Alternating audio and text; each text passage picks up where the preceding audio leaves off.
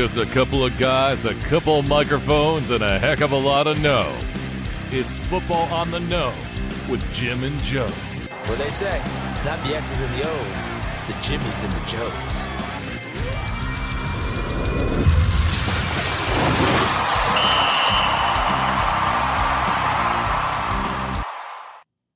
All right, what's going on, everybody? Welcome to another episode of Football on the Know. I am Jim McPhee, and alongside of me is Mr. Joe DeCapita. What's going on, Nodos? Welcome back for another edition of Football on the Know Show. We are locked and loaded, ready to go. Got a few things to cover, a few disputes, a few arguments, because the NFL has yet again screwed the fans and the players. We're going to go over some of the rule changes that they approved of and give you our real thoughts of it. That is my pile of shit. Also, if you're out there and you're just tuning in, thanks for joining the show. Do us a huge favor. Head over to YouTube, hit that subscribe button, hit that notification bell to let you guys know when we go live. Please like, share, and all that jazz. Also, comment down below any questions that you might have about the draft upcoming, any questions about your team, or even if you want to give us your opinion about what's going on with the rule changes or what have you. We're going to go down through them all. Hope you join us with us. Give us your opinions, any hot takes that you might have, any rumors that you want to go over. That's what this show is going to be all about. Yes, we're going to cover the rules, but also if you guys want to get into any kind of draft buzz going on, we're here for that too. We are not going to give you our rankings just yet. We're going to solidify them. We're going to go into next week is when we're going to start giving you our rankings for a couple of positions every single week leading up to the draft. And then, of course, as always, and as promised, we will do our mock draft the night before the draft takes place. We do that every single year. It's a lot of fun. And it actually also, with you guys out there as well, bounce some ideas off for every single pick. We got our first know-it-all, and not just a know-it-all. This is one of the OG know-it-alls in the building here. John Turner, welcome to the show, bro. He goes, I want rankings right now. I know. We're still we're finalizing them. We're trying to get as much information as possible before we kind of release them. But really appreciate you, John. Thanks for tuning in. Yeah, absolutely, and that's a lot of fun too, and it's fun to see what happens after it's all said and done too, and where we lie.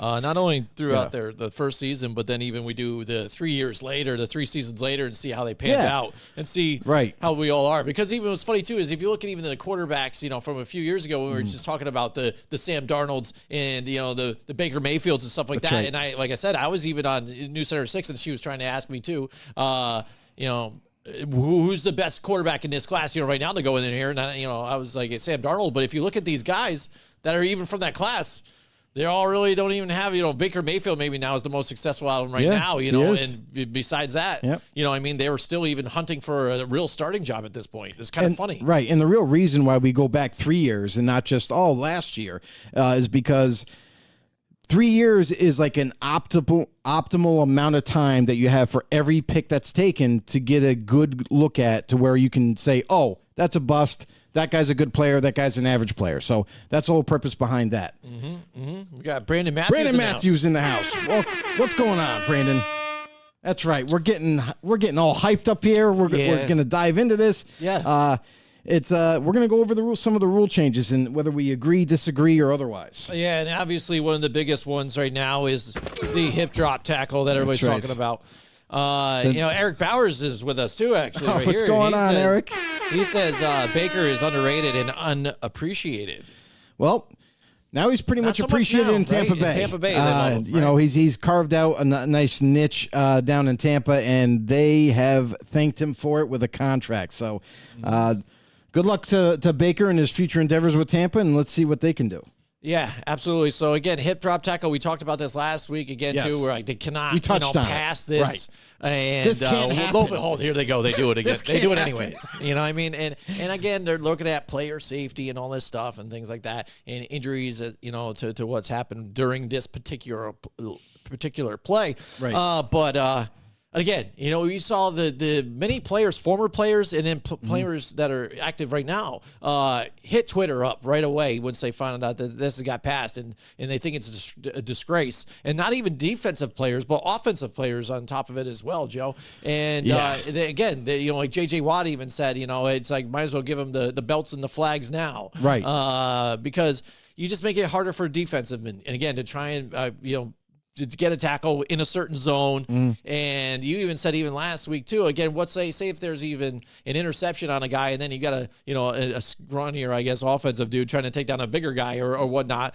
on fumble recovers or something. Right. How else are you going to try and get this big of a man beast? Then you're talking about gang tackles. And there was a point a few years ago that they were getting rid of gang tackles. You know what I mean? Everybody all on a pile at once or trying to pile on. You can't pile on and all that. So where is it too much, and where is it not enough? It's too late. It's too late for that. When is it too much? It's already too much. I mean, listen. It seems like every rule that they either change or bring up and say, let's try to get this approved, it's always against the defensive side of the ball. And it's like, well, how much more are you going to pile on to the defensive players? Because now you're almost making it impossible to tackle. So one defensive player stated last when this got approved that he was just like, hey, so if the guy is starting to run by me, you can't horse collar. That you can't do a horse collar tackle. Now you can't do what they call a hip drop tackle. Basically, all of them are just tackles anyway. I don't know why they're even giving them names, but maybe to describe them. But now that he's starting to run by me, what am I supposed to do? Just stop playing? Just let him run away? And hopefully one of my teammates can get him that are in front? Like, it's getting to the point where now these players are going to have to change how they do. I don't think they're going to change, first of all. I think they're going to take the penalty if it's given and just say, hey, it was a good tackle. It is what it is.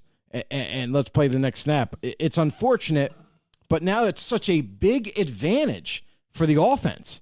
Huge advantage for the offense. And they're going to exploit it big time. And why wouldn't you? So now the defenses are not only handicapped, but now it's like, it's almost like, just like we joke about J.J. Watt and some of these other guys saying, might as well get the flags out and play flag football, because it's getting to that point where you're not allowed to hit hard or not allowed to hit in certain areas. What's going to happen after this is you're going to see players now go for the knees. They're going to try to take players' knees out. And by doing so, it's going to lead to more injuries. So what are you going to do then? Are you going to ban low hits now? Low hits. So it's just like, listen, I know it's funny, but that's what we have. We have that in place already with quarterbacks. Yeah. You can't do any of that right now with quarterbacks. So now you're trying to tell me, like, maybe next year that if you do that as well, you can't hit helmet to helmet at all. Yeah. As a defender, you have to lead with your shoulder. You have to hit in the midsection. And if they get rid of low tackles, now it's like basically you're playing against everybody's like a quarterback now. What are you supposed to do? Right. I don't get it. Right. And then you seriously have to just focus on trying to wrap up. And then, if you have to put the thought into now, how am I going to take this guy to the ground? Am I going to do it gracefully enough or whatever? Come on. I mean, come on. Exactly. All right, we got a bunch of comments up here. Let's go. We got Steve Lyons hitting us up.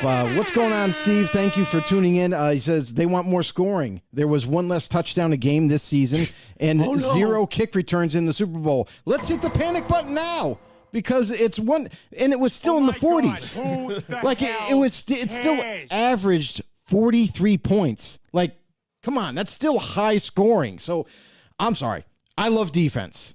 I'm a defensive player. I love defense. I do like scoring too. Like it makes the game exciting, but let it happen naturally. Let it happen organically. If a big play happens, that's what makes this game exciting. But if a big interception happens or a big hit happens, it makes the game exciting too. So it's like you're stripping away one side of the ball and giving complete advantage to the other side, which is not okay. Also, he goes, Steve said, and I think the hip drop will be less a penalty and more a fine on the following Monday. Ooh. No, it's going to be a penalty during the game. Yeah. And if they also add fines, then that's going to create another – you're going to open up a can of worms on that. And now you're going to have players complaining because it's going to be multiple players every single week. They're going to get this penalty, and it's just going to blow it right up. So Eric Bowers also tunes in, says, don't get mad, but I agree with the banning of the hip drop tackle. Watching Jordan Travis season end on a hip drop tackle, costing Florida State a chance for a spot in the college football playoff, and him being a first-round pick. Well, here's the thing, Eric, is I'm extremely upset at this because you're limiting defense. You're basically making it such pro offense that you're just allowing the offenses to kind of run rampant. You're not going to see just an uptick. If the NFL wants to see a huge increase in points, they're going to with this. Mm-hmm. Because now what can the referees do? Referees are employees of the NFL. So if they want it strictly enforced, you're going to see offensive drives are going to be sustained more times than not just due to this penalty that's going to be given out. It's going to keep the drive going. We constantly see and then in turns more points. So you're creating too much of an advantage on one side and a complete disadvantage on the other. Mm-hmm. Javi Rodriguez, thanks for tuning in, bro. Said new rules are so soft. They are shit. You're absolutely right. Hashtag know-it-alls. Yeah, a lot of it is just going overboard. Ed, of course, Ed chimes in and says, "Love the rule." Yeah, because he's pro offense. There you go. Eric Bowers just said, "I love good defensive play, but over the years, tackling fundamentals have been terrible." I don't think they've been horrendous. I don't think they've been terrible. I mean, when you get up into that level, tackling is tackling. Mm-hmm. By any way means necessary, you get the guy down. Yeah. But then they've started to say, "Oh, well, we're trying to make the game safe.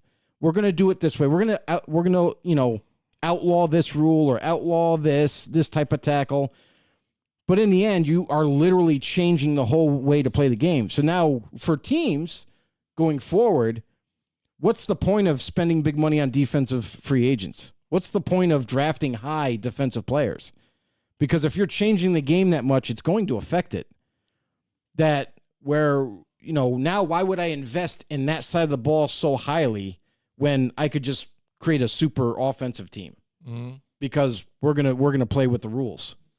Yeah. He's got to feel. Ed, let's see. Ed said, "Horse collar is bad. Hip is iffy."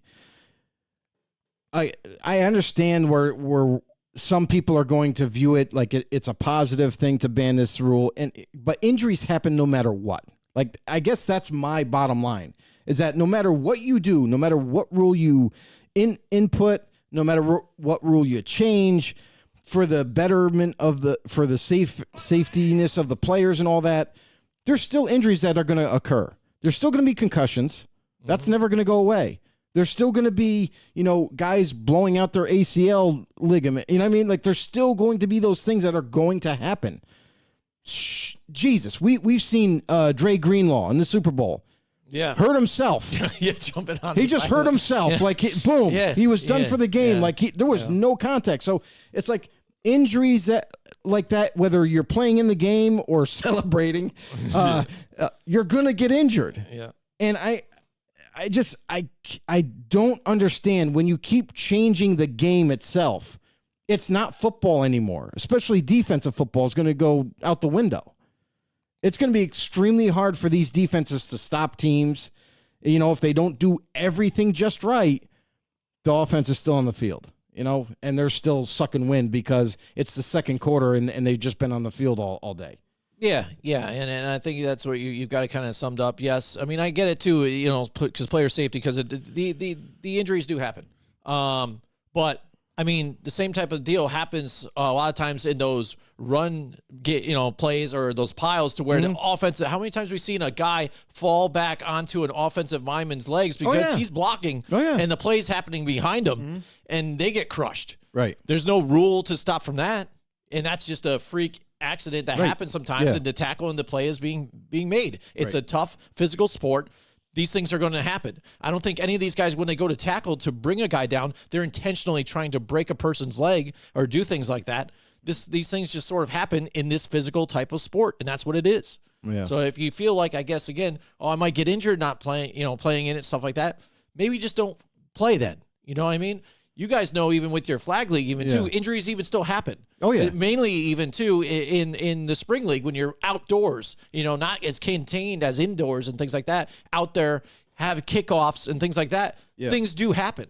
Right. And you try to say it's more of, an easier type of tackling system with grabbing a flag, but high impact at certain speeds and things like that still happen. And you still get injuries. There's no matter what you still- play. right. You play basketball, you could tear an ACL just like that too as well. Are they taking, blocking out of or guarding up or somebody, back into the paint out of the game, because trying to post up on somebody or, Right. because that might pull out and hurt your ACL or something. Yeah, the unfortunate thing- It's just, I mean, I understand where they're coming from though too, and I understand where you're I get coming it, from. but you're always going to have but injuries no matter what. It's part of the game. And here's the thing: is you might even have an increase of injuries because now teams, players, are going to have to take different actions.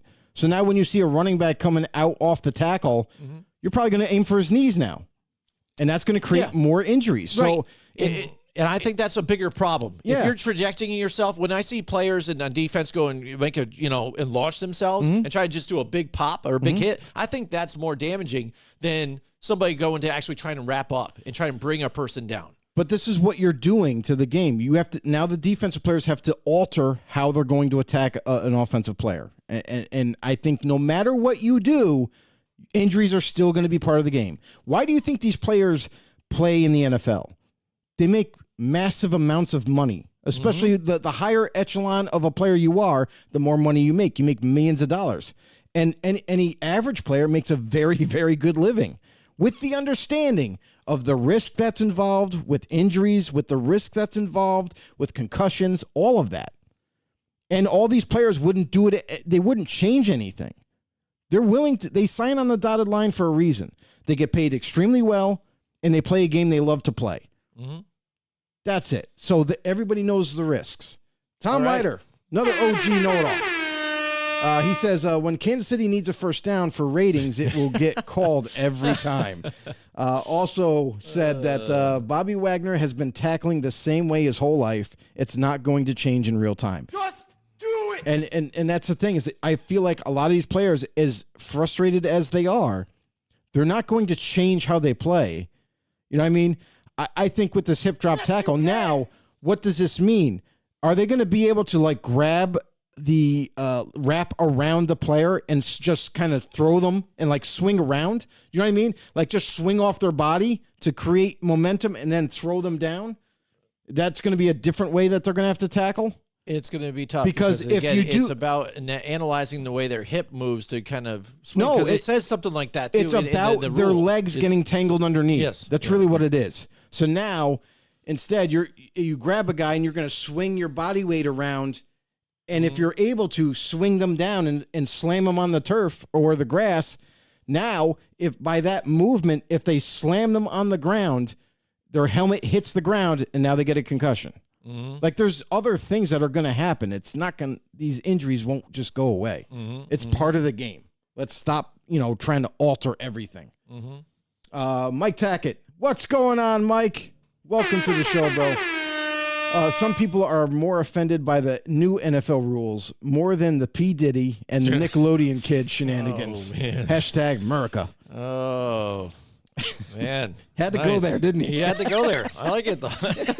Yeah, he's not afraid. He's catching on. He's on there. He's one of the OGs. He knows how we roll up in here, so it's all good.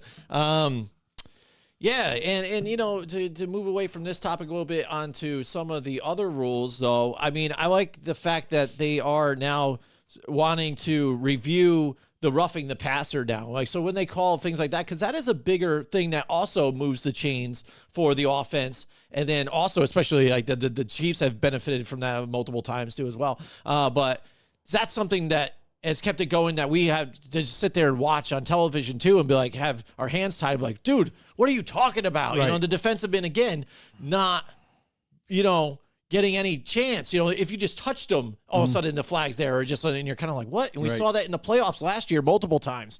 Yeah. And the fact that now they kind of get this, so it's almost like they take the hip drop tackle away from them, and they're kind of like, all right, defense, we'll throw you a bone. Now this is at least reviewable, and then we'll just look at it and still stay with the original call anyways. But at least we reviewed it for you. Yeah, right. You know? Yeah, But- and that's what's going to happen. But it was one of those things, though, too. It's like, I hope this leads to somewhere like with that. And the fact, too, of a runner, or not a runner, but the passer's knee being down or out of bounds before he actually lets go of the ball, too, I think is a cool factor, too, that is possibly reviewable, too. Because, again, you see certain quarterbacks benefit from this as well because apparently, too, they're so spectacular in their talent that they have, well, which I'll give it to even with Mahomes with some of the stuff, too, because he does, before he hits the ground, we'll get some of them off with the power and velocity that he has, which we've seen before. But some of them take advantage of the fact that they are running him out of bounds, and then get calls or whatnot, and have it work to their benefit.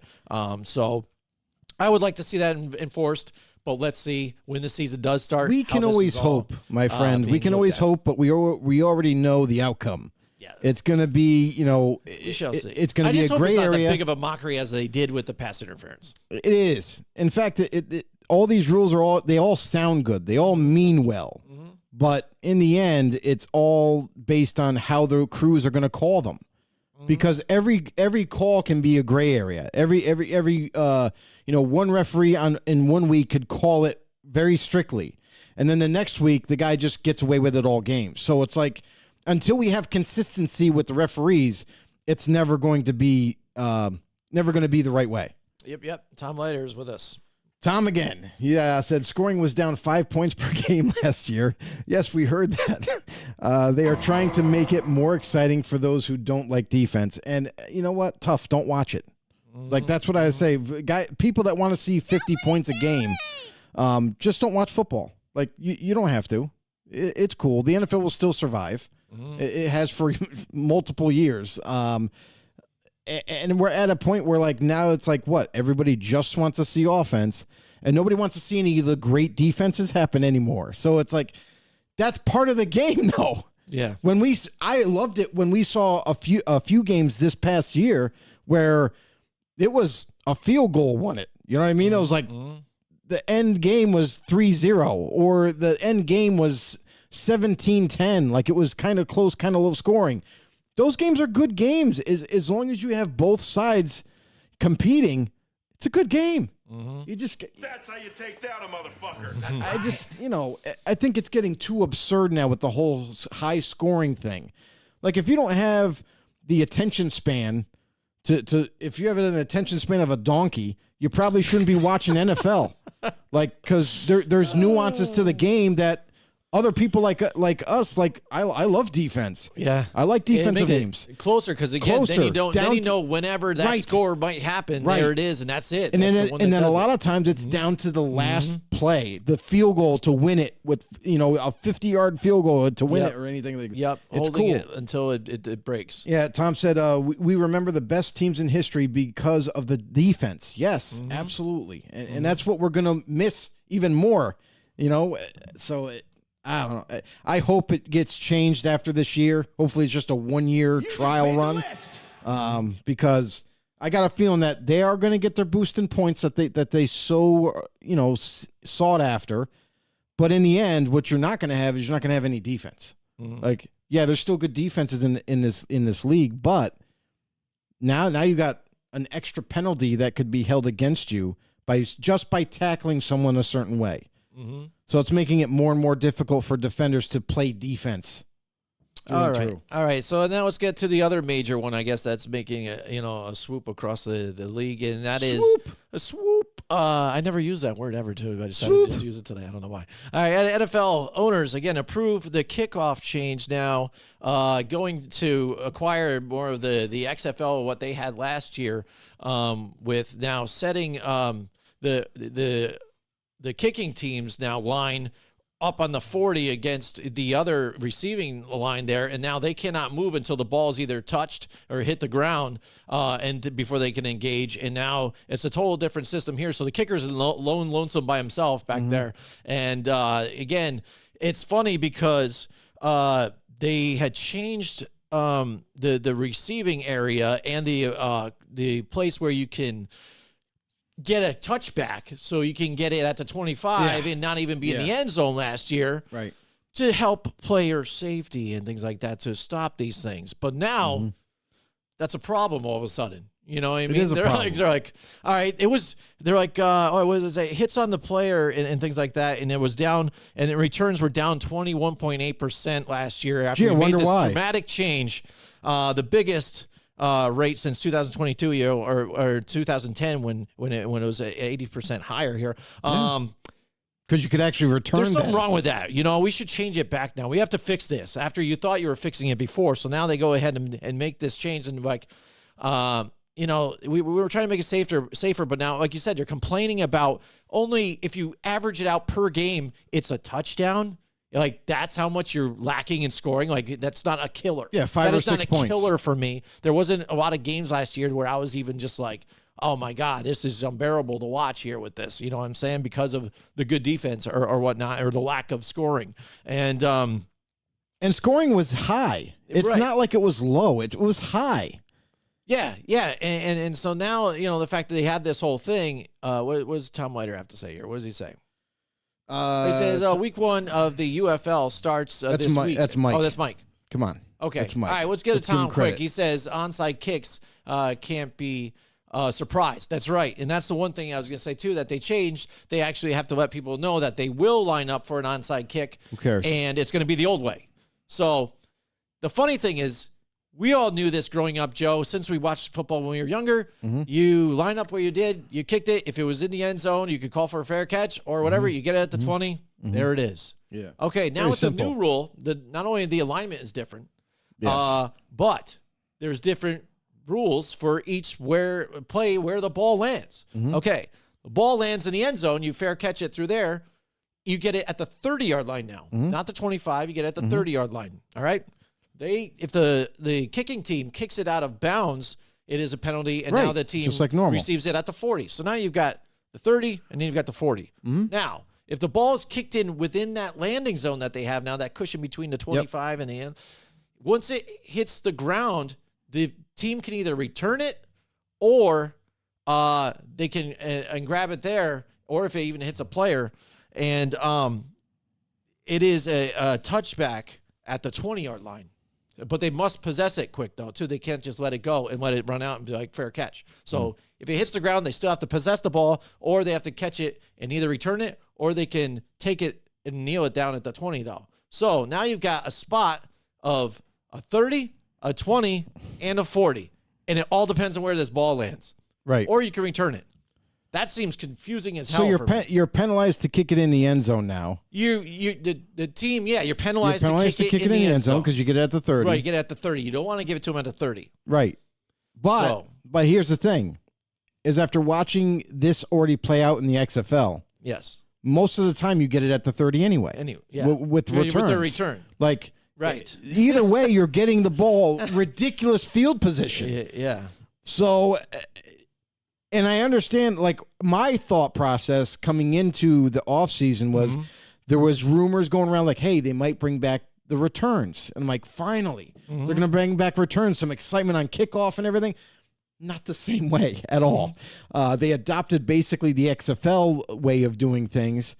And the offense is going to just have tremendous starting point with this new rule. Whether they catch it, and return it, whether it gets kicked in the end zone, whether they down it and they get it at the 30 or the 40. And it's gotten to the point where I was all for returns, but now I'm against this type of return because, once again, the offenses with special teams, the way they're orchestrating this, the offenses have a huge advantage. They start off keep moving at it the up. 30 or the 40 or whatever. They're almost, it's damn near close to midfield at the 40 at that point, and I'm all for returns because I missed that excitement factor, but this isn't enough. You're going to have 10 yards basically, or maybe 15 yards where, depending on where you catch that ball to return it. And you're most likely not going to get past 30 on the return. Yeah. Most likely. It could happen where you break it, but I don't think it's going to happen as often. And the whole thing is, it's close. It's in close encounter.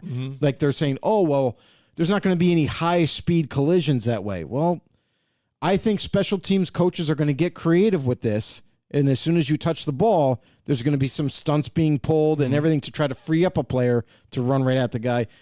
Obviously, it's harder. Obviously, it's harder to tackle a guy in the open field, but man, if you can peg someone, you're going to peg someone.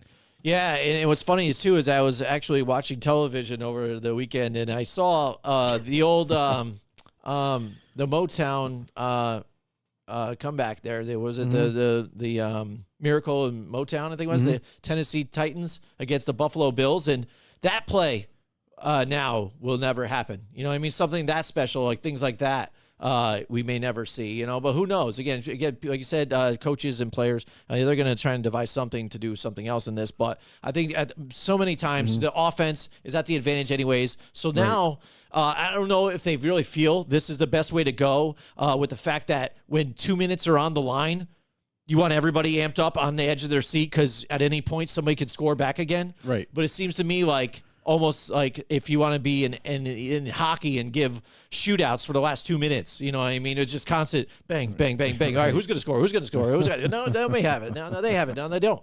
And it seems erratic to me. Yeah. All right, what do we got here? And it doesn't pay off for why are we playing the other 60 minutes then? You know what I mean? Well, it's 58. What's the freaking point if all of a sudden they can score back and, you know, back and forth within the last two? The thing of it all, too, is for the referees, they have more work now. They got to do more work. Like, you know, they have to make sure they know all the rules, everything, you know, in sync with this new kickoff rule. And on top of that, when it goes to onsides, when they announce they do onsides, they have to remember that it's the old way of doing things. Right. So it's like they're going to have to learn how to do, not only the rules are different now, the tackling rule now, and everything that's going on, they got to further expand their knowledge of the game. Hopefully they can handle it. We got a few comments we got to catch Tom up Leiter said, thank goodness squib kicks will never be a thing again. Yeah, I don't know. I think squib kicks were all right. Yeah, I don't think they were horrible. Yeah. Again, but just a lot of people don't do them now again. Yeah, no one really does them. Sense. Yeah, but we said then we have one of the know-it all the time chimed in, said if the kid sucked but his mom was hot, I would get him in a few plays on specials so he could get his jersey dirty. Okay. I'm gonna come. I guess so. I mean, not really sure what you're referencing or Oh my God! making a statement Who there. The hell? Mike Tackett said the X is for extreme. Homer Simpson Yeah, voice. let's get to his comment too that I skipped over before because it was a lengthy one, but it was into X or UFL. So that's what he said. He said week 1 of the UFL starts this weekend. You guys going to be watching? Most likely, yes. I would like to. It depends on what I got going on. I think St. Louis quarterback AJ McCarron, there he goes, making his return. Has to be the front runner for MVP. I'm excited to see what a healthy Matt Corral can do in Birmingham on his journey back to the league. And that's the thing is these guys like AJ McCarron and Matt Corral going to a league like the UFL. They can still show like, hey, listen, I can still play. Maybe not in the NFL, but I can rock out at the UFL For me, level. I think AJ McCarron is a brighter spot here because there was times that he played really well when he was called upon, and I remember even specifically that Cincinnati game with Cincinnati Bengals and Pittsburgh in the playoffs, right? Played really well, and he had definitely his times, and was able to sit behind a lot of good quarterbacks and learn. Matt Corral, just one of those guys who's never really got a shot, but who knows? Maybe he might flourish. I'll tell you right now, he will flourish because at the college level, he was killing it. And that's why he became such a sought-after quarterback in the draft. Wow. I think right now you're going to have him going back to the UFL playing against former college players, and he's going to probably dice it up too. Tom Leiter's chime in and said, if you have the best sport and the most watched game on earth, keep changing it. Facts. Just facts. That's what you do. You keep changing it. If it ain't broke, you got to still fix it, right? Uh-oh, retard alert. I mean, this is the thing with Goodell and the The competition committee seems to be always looking to change things, and their favorite saying is to make the game safer. But really, Sarcasm. you're ruining it. Yes, and we all know 100%, Tom. It was sarcasm. 100%. Because again, and the thing is too is why? Like I understand people like the thing wants to grow. We get it. You always want to grow. You always want to accept more people in too. That's why again they're going to different networks or whatnot, and the whole Taylor Swift thing that was going on. But why? You're already, again, like you said, the biggest sport right now, at least in American sports, soccer again and overseas and stuff is much larger than it is here. But again, most watched games, things like that. Why are you making the changes? Because again, we know between even between sales, anybody does sales, but even us as podcasters and things like that, and being on YouTube and stuff, and that's one of the first things you kind of learn. Know your avatar, or know your voice, your group. Who are you talking to? Because if you start to try and add in all these other different people and change who your audience is, you're going away from your target audience you want to target anyways. So then they become offended or whatnot, and they will like, well, they're not the same. We want to leave. How many times have we seen this with a lot of different shows or other items or things that say, hey, well, I don't like them anymore. They really changed, or they sold out, and this bands. Same thing. They changed what they're doing. What happened before? We see it with Metallica, biggest band, in known to man, even in the world, for heavy metal. How many times do they get slandered for, oh, you're not like the old shit, and you guys changed. It starts the Black Album, you guys sucked, and everything. And that's your fan base that you've been there before. But they felt like with the Black Album, they wanted to be able to get to that other echelon, that upper, to broaden it out to get to, a different audience and try and capture it. And yes, it did work. Yes, I get that too. But at the sacrifice for what? For some stuff. Here, I understand Metallica more than what's going on here with the NFL, because it's people that it doesn't even matter. Again, because you hear the people that do complain over Twitter or all over the internet about these things. Like you saw it with some other things too. Right. It's people that don't even watch. It's people that see it as a headline and they're like, oh my God, that's offensive. Oh, look at this. They should change that. It's so barbaric. Oh my goodness. You know what I mean? Did you know there are more white coaches than black coaches? That is a problem. That is a major problem, Joe. It really is. We should do something about that. We've tried. Yeah. I mean, no one listens to us. So. But I just think it's ridiculous. Yeah, so I mean, Tom also commented, and he makes a true statement here. Said the violence of the sport is part of the attraction. Yes, absolutely. I mean, that's why they wear helmets, and that's why they wear people pads. watch football, and then they usually don't watch golf. And that's they why play golf, but they don't watch it. Right, but that's why they wear helmets, pads, and they get paid millions. Yes, because of how violent the sport is. They all know the risks. They would sign the contract over and over and over again just to play this sport. They love playing football. They also love making a lot of money to play a sport, to play a kid's game. It's crazy. Yeah, it makes up for it. That's the whole idea. That's the give and the take. That's the give and the take. They all understand what's entitled into it. So, or entailed into it. Like, there's an understanding there. So now that you're literally changing the physical part of the game, especially on defense, I don't know what we're going to see this upcoming season, but I'll tell you this right now. I definitely think you're going to see a big jump in penalties called because of now we're changing how you can allowed to tackle. And then on top of it, you're going to see more injuries. I don't think you're going to see less or the same. I think you're going to see just as many or more. So it's at the point where, okay, you guys have definitely gone too far now. Now you're literally changing the defensive aspect of playing as a player. How are you supposed to execute your job on a week-to-week basis or keep your job? Because a lot of these guys are making big-time money as defensive players now. Is that going to change how owners and coaches and GMs going forward, how they view a defensive player? Because if this rule stays for the future, you're not going to heavily invest on that side of the ball. Right, What's the point? right. Yeah, how much you're going to invest on that side, again, for those higher up picks too as well. Yeah. what doesn't really matter to you right now? You might as well create a super offense. You might as well do what Arena League's kind of doing even too. They do the Ironman, The football two-way even, players and all two-way that? players and stuff like that. If it really doesn't matter, they give up the big play. All right, they're back on offense again. That's right. You know what I mean? Score again. We've seen how they play, Joe. You're looking at, you're freaking out. You're like, are you kidding me? Yeah. You play defense or Yeah. safety? I'm like, get out of here, Like, dude. you You let gotta a be guy kidding right me. by you. You Yeah. know. Well, all right, staying on player safety now with this, going back to that. What do you think about now the player in motion now not being able to do a block, a lower block, pulling. and getting and going So through? now they're cracking down on the crack block.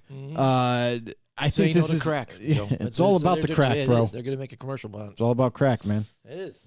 You gotta say what it is. It's all about the crack. But Yeah. I mean, the thing with the whole they're enhancing the I guess the strictness of the call for crack blocking, and the problem with that is there's a lot of teams that utilize, almost every team utilizes that play.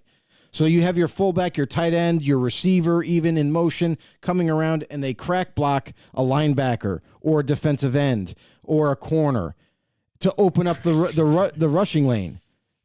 And now, since you're going to come down on that and say, "Oh, well, you're not allowed to do that anymore," so I can't take the guy's legs out anymore because you want to change that rule too. So now it's gonna it's basically going to do away with that style of play. Mm-hmm. So you can't no longer have a guy on a sweep or in motion to perform that action because now that's a penalty. Mm-hmm. So it's like you can't get any kind of. In a sense, it's almost against the offense. You know what I mean? It's a way that they're preventing the offense from. But still, you have so many chips stacked up against the defense in terms of penalties and what they can't do.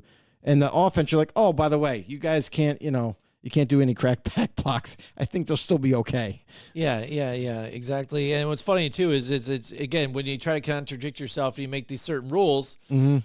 Defensive players can't leap over the line, can't do this and leave the ground, all this other stuff. You know what I mean? Right. But it's like, crack blacks were there and blah blah blah. Yeah. And after all it's said and done, even the tush push was not eliminated in this whole thing too. So that's allowed to go as low as you can, and you both are fighting heads on to try and get the leverage as low as you can under the ground and things like that. And that's still going through. Yep. What does Javi have there? What's that emoji? I Javi can't just see that. slapped Is it himself in the slapped his face. I don't like that. Emoji. Yeah. And Tom Leiter says crack is whack. Winners don't use drugs. They don't. Facts. And Mike Tackett, what does he got? Mike Tackett said the rule changes cater to both fantasy football and Vegas odds, specifically the over-under. Also, the league is forcing so many changes just before the 2028 Olympics. I think now that flag football is an Olympic sport, I see where he's going with this. The NFL is going to do their best to prevent injuries from their best players. I mean, it's getting too crazy. Like they're doing way too much. They're changing the game too much. It needs to go. We need to get back to what this game was. First, not maybe all the way back, but we need to get back to the hard hitting. Making that legal. I understand helmet to helmet.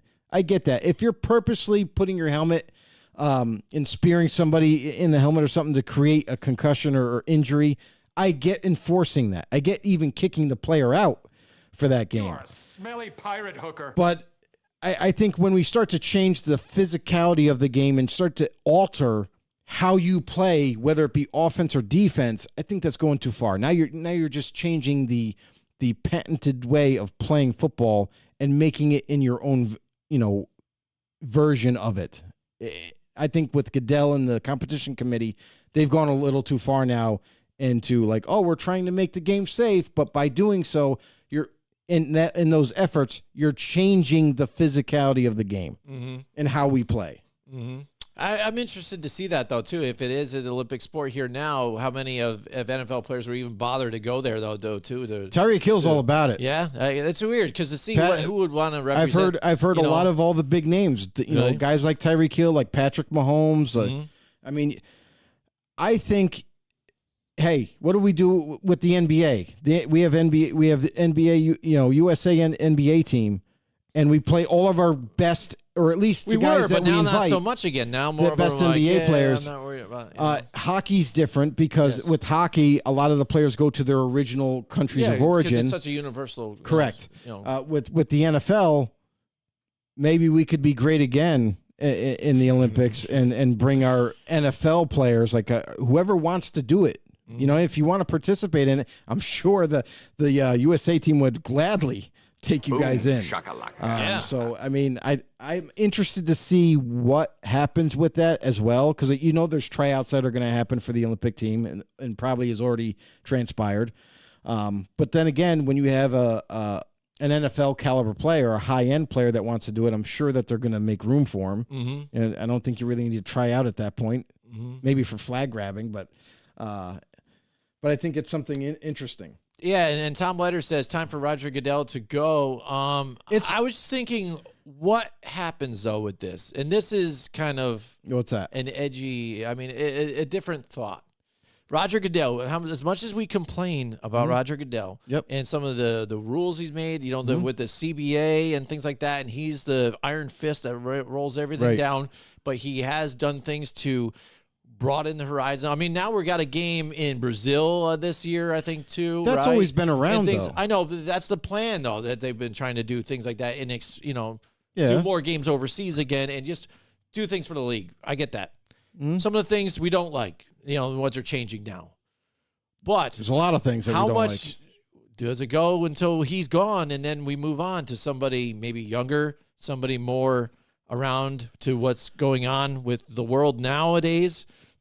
Does it get worse? Do we even say, oh, wow, this guy, we didn't like Goodell, but now we've got this guy here and he is really out of it. You know what I mean? I mean, I think no matter how far does it go? I mean, because like you said, maybe these are maybe even the stepping stones to where they keep going and changing things. But is this just the beginning? And we're yet to see if Roger Goodell is out.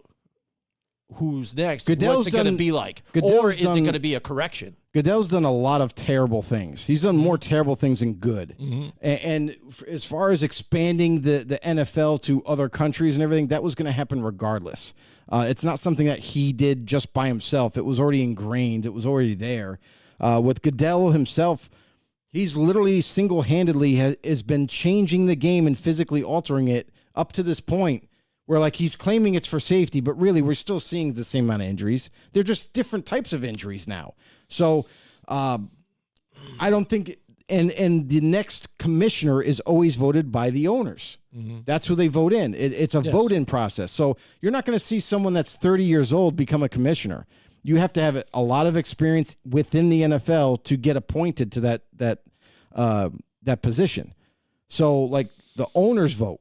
It's not going to be some young 30-year-old up-and-coming, bright-minded type of individual Well, not that's even going to like get in the that, but commissioner. not even like 60 or something like that, 80 years old. Like, It's gonna you're be- talking about with, Right, the but- Dallas Cowboys, but some of those guys are aging out or dying out of Yeah, some of these. it's going to be with the someone they owners. vote for that's already been involved in the NFL. It's not. It's always has been that way. So, and you have to have a certain amount of experience in order to even be considered. So it's not like they're going to go kind of so far left to pick someone that's not really involved that much or a younger type of bright mind type of guy. So it's going to be with the constraints of their policies and everything. So I don't think anything crazy would happen with the next commissioner that's appointed.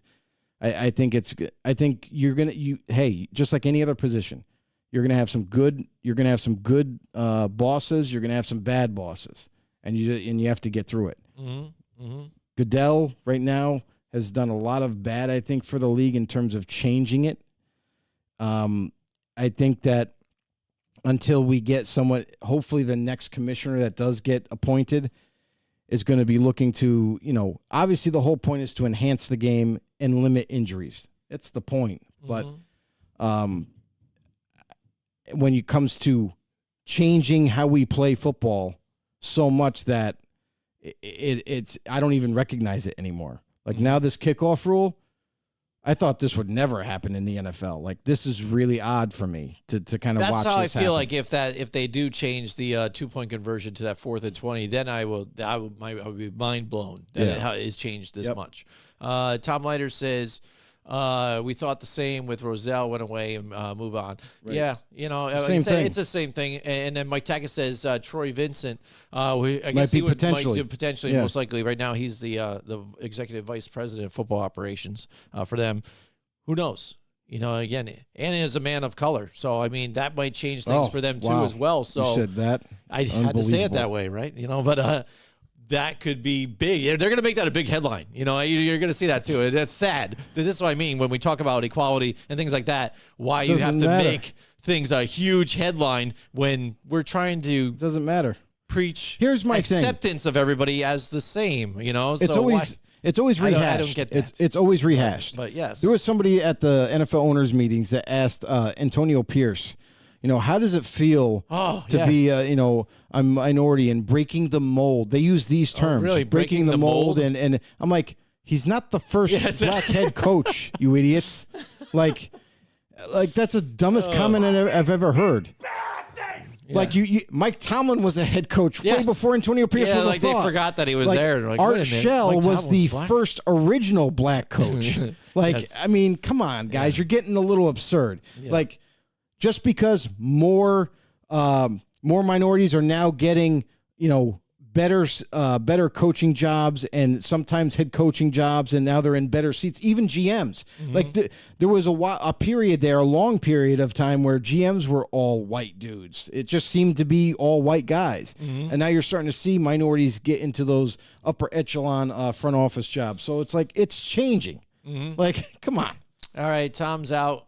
Peace out, brother. Brother. Peace out, bro. See you. He says, "Go Hawks." Go Hawks. Later, Tom. Thanks for tuning in. Yeah. So let's get back to some of these things here. I think one of the things which is sad, again, that now it has to be brought up at these meetings to approve or replay something that's pretty freaking easy to understand.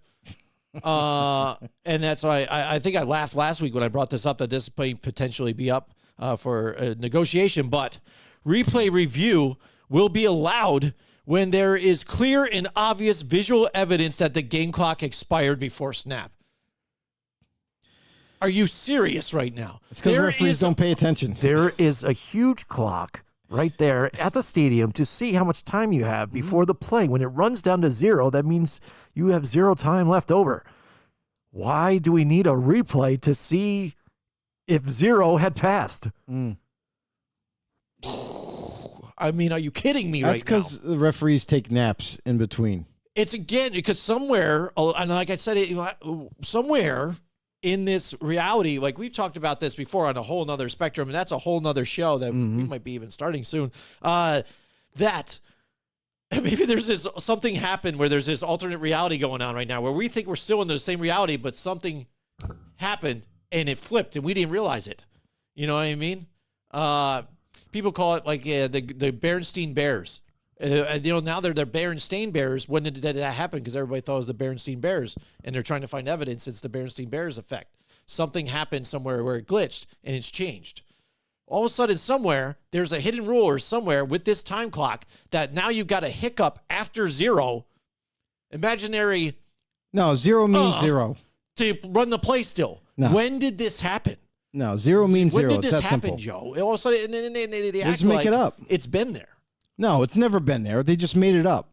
They made it up to shield the referees from a mistake. That's all that was. It's never been, you get like a split second after it hits 0 to snap the ball or something like that. No, once it hits 0, you should be blowing your whistles, killing the play, and get the penalty. Like it's that simple. It's never been any different than that.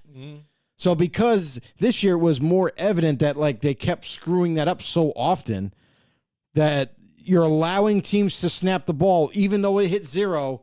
Oh, but it was a split second. It just hit 0 and then the ball was snapped. Doesn't matter. Kill the play. Offense gets a penalty. Move on.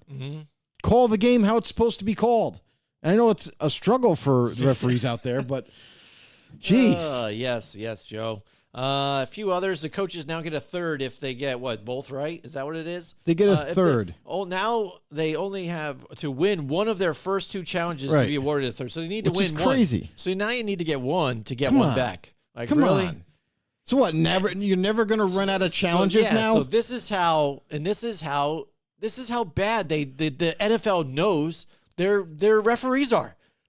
Fix the problem with the referees. More proper training, full time, something. Instead, it's like the incompetent employee that everybody else has to fix what they're doing and change to work around the incompetent employee that they keep employed. Right. I have some of these problems where I'm at, sometimes. Yeah. You have a guy, or these are the referees, again, can't get the plays called. So now, okay, we have to go to a spot in New York where there's other guys watching things and watching replays like you can watch as a referee too as well, and try and fix something that you called wrong themselves to radio in and change what you did. Not only yourself to go and get it, Right. but coaches are able to do it now. And not only coaches did they get two before, but now if they only get one right, you get another one. I mean, that is ridiculous. It You know what I'm is saying? ridiculous because there's a whole point with challenges why they were limited in the first place is because you shouldn't be able to challenge multiple times. You get two challenges, right? So if you get the one right, you got it back. So in a sense, it's a third. Yes. In a sense, Yes, it's a third. Yes, but now you're gonna if you get two attempts now. yes. You get two attempts to get it right, and if you get one of them those right, you get a third. You get a third back. Like, Yeah. come on. And in the NFL, this is coming from the same committee that says we need to shorten the game. Shorten the game, yes. We need to keep it. We need to keep Keep it. it moving. Don't make it last longer. With all these rule changes, this could make the game last longer, not shorter. Mike Tackett, what's going on, bro? He said Paul Tagliabue's last year as commissioner, the NFL revenue was $6 billion. This past year, league revenue was $12 billion. I get why people hate Roger. He killed the NFL Europe, so F him. But it's a business. Until the NFL loses money or Goodell gets caught in some shit, which could be happening soon. Maybe he was on P. Diddy Island. You never know. He'll be there until he leaves on his terms, unfortunately. Now, here's the thing, Mike, is there's a court case going on with John Gruden right now. And as if John Gruden wins that court case, Goodell's is in a load of shit. Like, he could potentially lose his job. I know it's still a long ways away, but that's something that is on the back burner right now of the NFL, and they're hoping they can get that somehow removed. Because are we over analyzing the game too much? Let the players play. This is turning into the MLB. Yeah.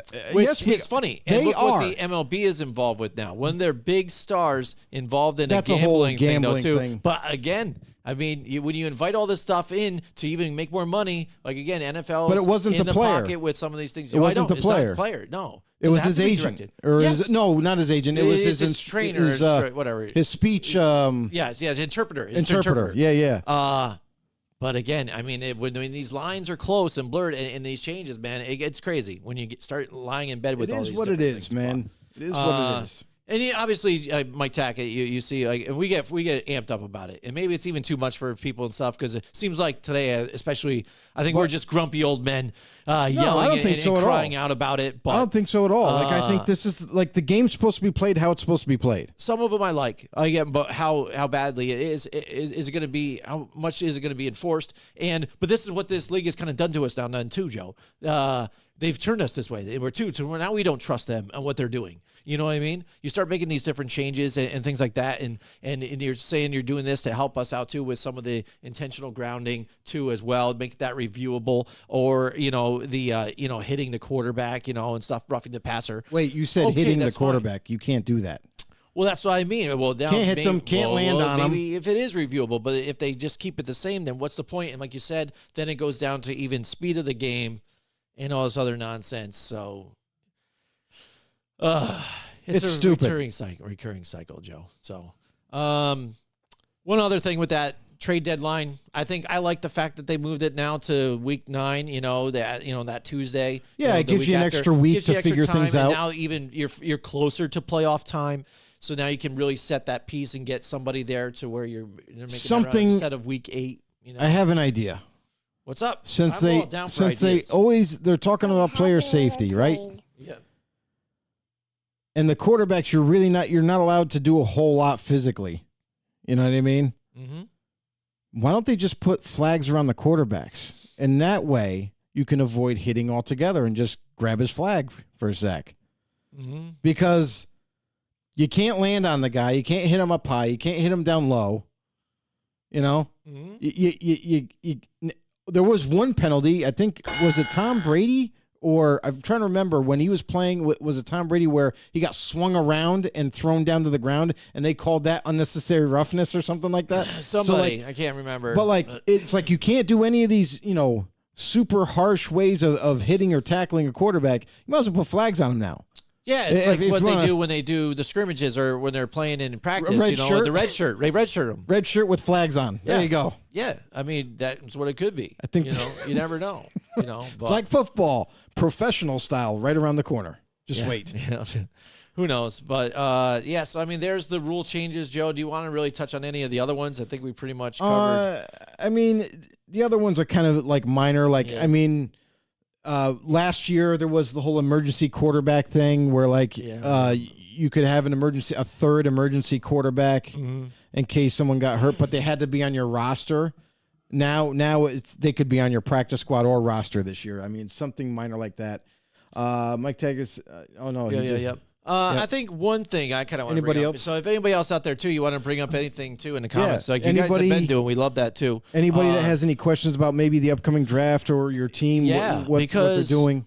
There's a lot of stories going out there about everybody. There's a whole lot of you and I rumors. talked about it over, off air. A lot of different rumors going out. So what ones are the smoke screens? And you brought up the fact, excuse me, I think even that somebody had let out, or maybe I saw it in a headline that somebody let the cat out of the bag of what the Giants were going to do, and what pick they were going to do.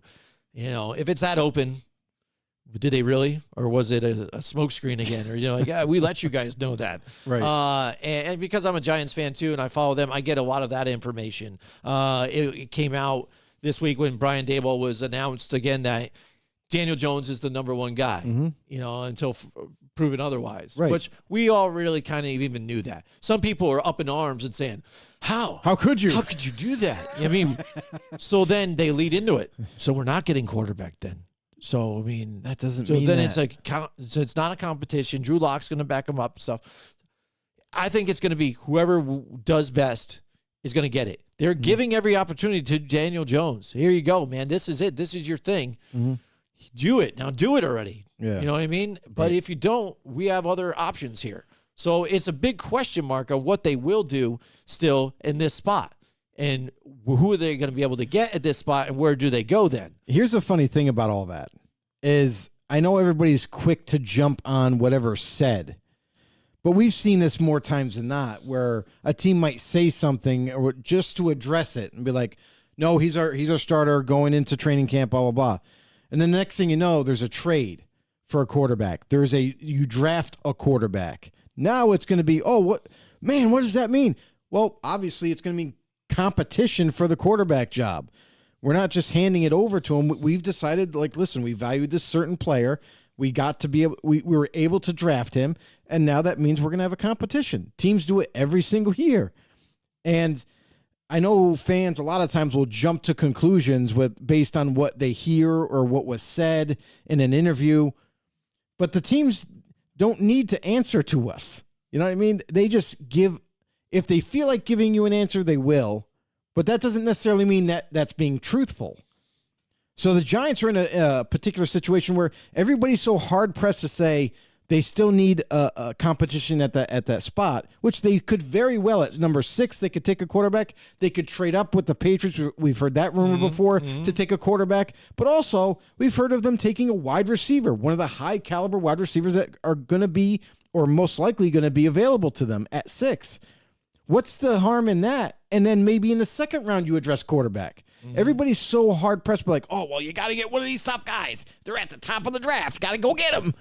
But you don't draft just one round. There's 7 rounds of this draft, and you don't know where you're going to find a gem in this draft. I know everybody thinks they have an idea like we do, like we think we have an idea, just like anybody else out there, of where you could potentially get someone and who's a gem and who's not a gem. But in the end, nobody really knows for sure. Tom Brady was a 6th-round freaking pick. And that was a shot in the dark. They didn't know really what he was going to turn into. But those type of things happen all the time.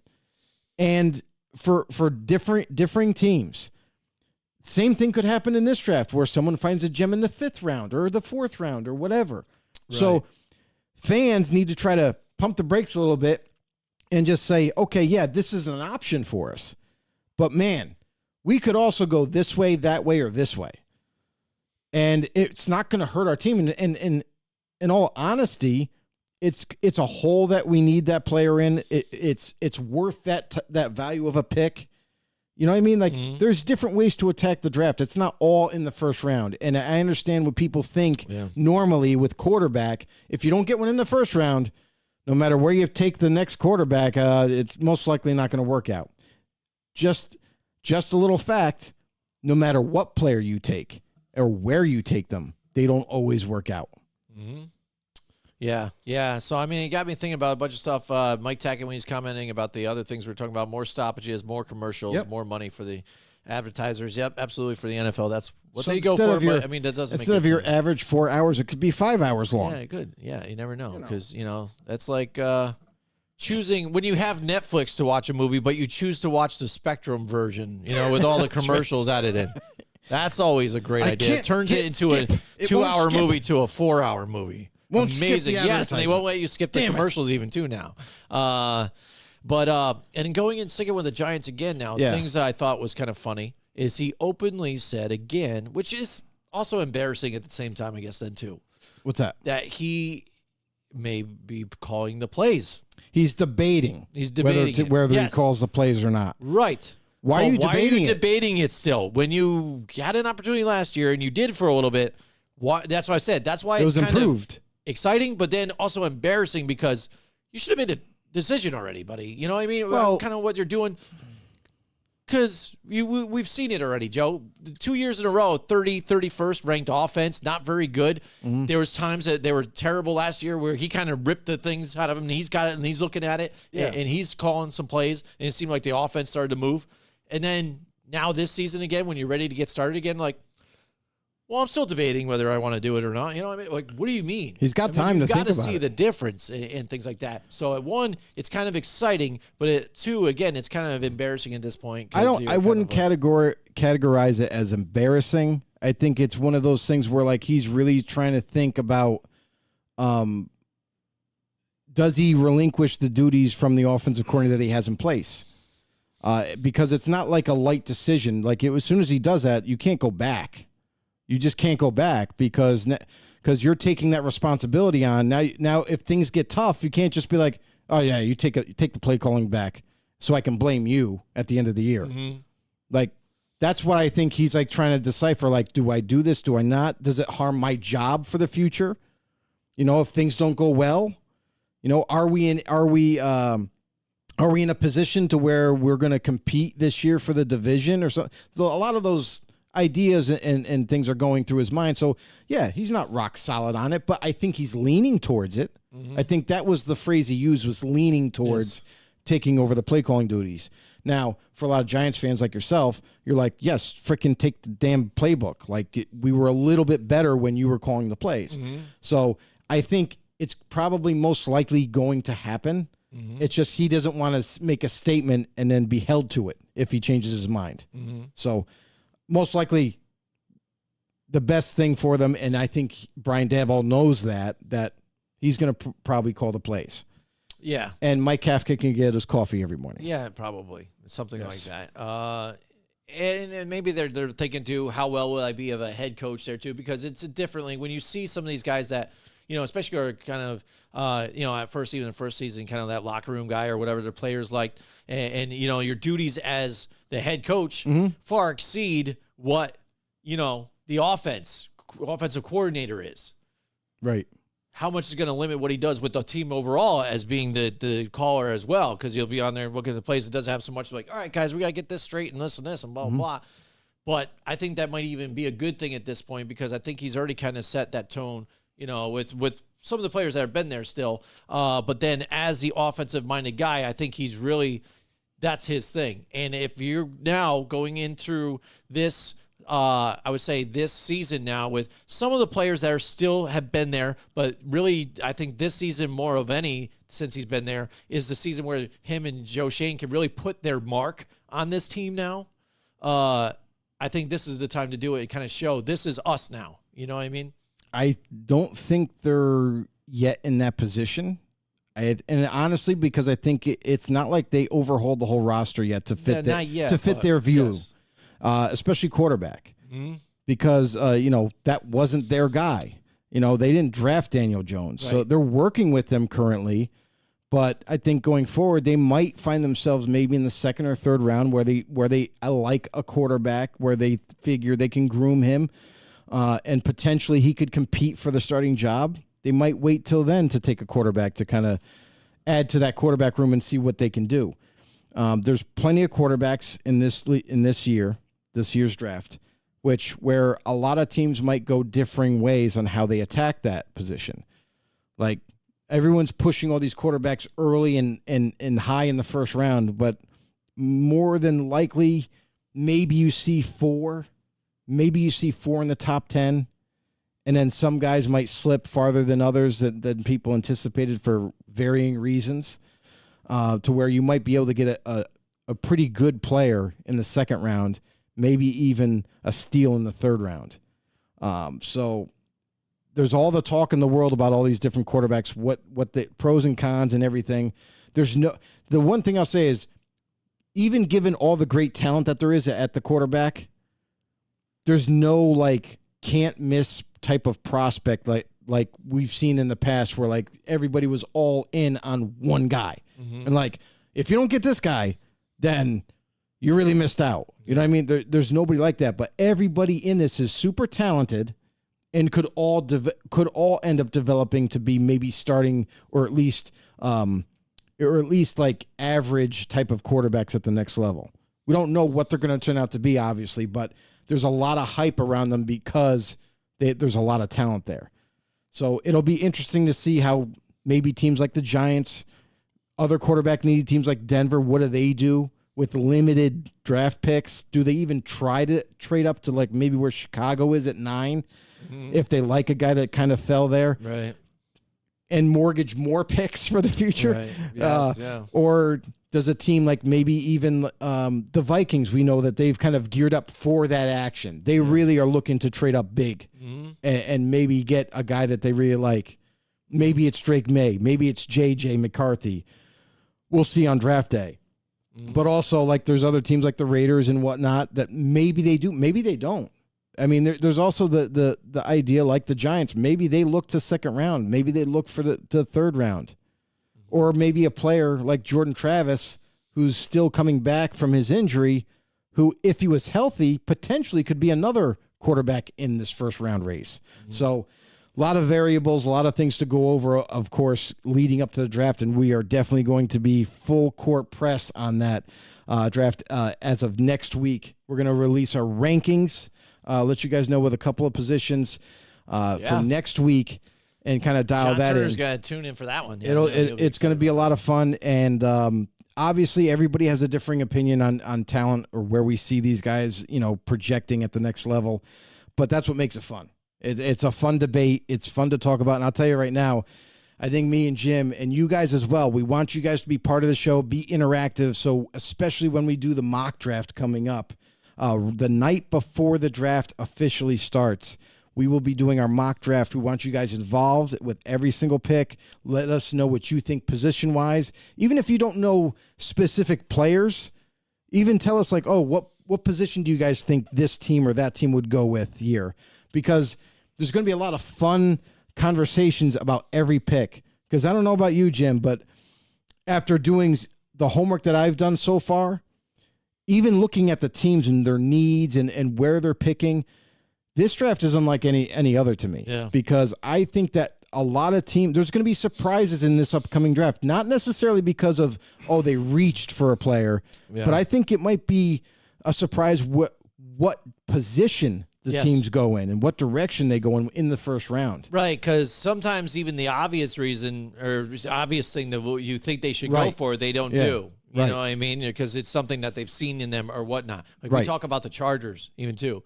Like who knows what harebrained scheme Harbaugh might do. I You mean, know what I mean? there's a lot of things they could do. They could go tight end with we were Brock all Bowers. saying, yeah, something like that, They or could- even wide receiver. they could to help go out with offensive that room tackle. Now they don't have a Keenan Allen or Mike Williams there, so I mean, you're thinking even that Wide too. receiver, offensive Or do tackle. they just blow everybody out of they the got a water hole? again and go quarterback for some reason? You know They what got I mean? they got a hole at offensive tackle Yeah. that they definitely need to Yes. fill. Yes. So like, do they wait till second round and hope they could get maybe someone that can handle that, or do they trade down, down. and then pull the trigger on a tackle? So a lot of different things. That's what I'm wondering that are with gonna some happen. of these linemen and stuff like that, as opposed to especially some of these other teams that really want to go for that quarterback. What is it going to take, and who's going to move out?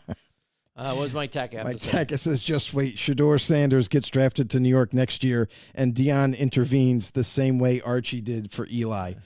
But what, moving him out of New York I- and send him somewhere else? Right. Like, he's like, I don't want to play for New York, and I want to go somewhere else That's type of thing, and gets yeah, traded. yeah. I think, honestly, right now with Shador Sanders, I don't see him as a first-round First quarterback. rounder, I yeah. just don't see it. Maybe he makes a huge leap this year, but he's made a lot of poor decisions. He's made some flashy plays, don't get me wrong. He's got legs, he's got an arm and all that. But I want to see a little bit more like tight window throwing, been able to anticipate some throws with his receivers. So like until we get closer and closer to next year and see where he ends up there, I don't think a lot of people are already saying he's the number one quarterback coming out. I'm not so sure. There's a quarterback at Texas, Ewers. I think that's how you pronounce his last name. He could have come out this year, but with being how crowded the quarterback room, we decided to stay another year of eligibility, and most likely I think he might end up being the first quarterback taken. But we'll see as we get closer to next season and all that. But man, lot of news, a lot of rumors circulating with the draft, with teams and what their needs are, what they're looking for, and just like Jim mentioned too, for this upcoming draft, it's going to be very difficult to anticipate, to guess where these teams might be taking, whether position-wise or talent-wise, some of these players. There's certain guys that fit an offense. There's certain guys where you might try to force it to happen. So it'll be interesting to say the least when we do our mock. Mike Tack has said there's a rumor that Denver is looking to trade 3 first-round picks to jump and get J.J. McCarthy. God, I'd pay good money to see Denver implode from within with that trade. And that's the thing There's is, a lot of rumors coming about with the Denver. but here's right. But I mean, overall, like there's rumors Yeah, for yeah, every yeah, single team. But like, let's think about that statement right now. Denver, who is in dire need of future capital, Future, is going to be willing to trade 3 first rounders to move up to get McCarthy. I don't think they should. Yeah, it's like Because J.J. McCarthy, I mean, I get it. If you've done enough homework and you're like, that's our guy, you go get him. If you're just a quarterback away, you go get him. But we all know Denver's got a lot of needs still. they do. Yeah. It's just like the whole scenario where the Raiders were thrown into it and say, oh, they're going to just trade everything they possibly, they're going to do whatever they can to get Jaden Daniels because of the relationship there. Yep. But to me, it's like, doesn't make any sense. They still have other needs to address. That like the Raiders aren't a quarterback away from being a playoff team. Right. So you don't do that. That's stupid. So like, I don't think Denver's going to do that. I know there's a rumor. I don't think it's going to happen. And if it does, it would be hilarious because now where are you going to fill the other needs?